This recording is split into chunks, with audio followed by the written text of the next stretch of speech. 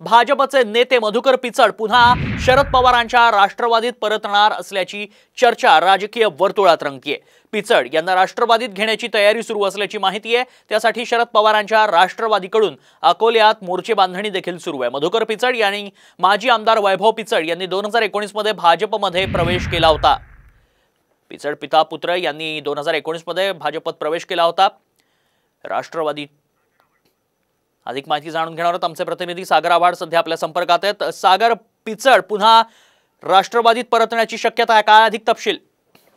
नक्कीच आपण जर पाहिलं लोकसभेच्या निवडणुकीनंतर अनेक मोठे धक्के जे आहेत ते आता महायुतीला वाचताना पाहायला मिळत आहेत आणि राष्ट्रवादी शरद पवार गट जो आहे तो आक्रमक झालेला आपल्याला पाहायला मिळतो। आणि शरद पवारांनी लोकसभेच्या निवडणुकीनंतर जे भाजपमध्ये गेलेले आहेत अशा लोकांशी संपर्क केलेला आहे। आणि याचंच उदाहरण जर आपण पाहिलं तर अकलूजला याचं उदाहरण आपल्याला पाहायला मिळालं मोहिते पाटलांच्या रूपाने। आता त्याचीच पुनरावृत्ती मधुकर पिचडांच्या रूपानं अकोल्यामध्ये होणार आहे।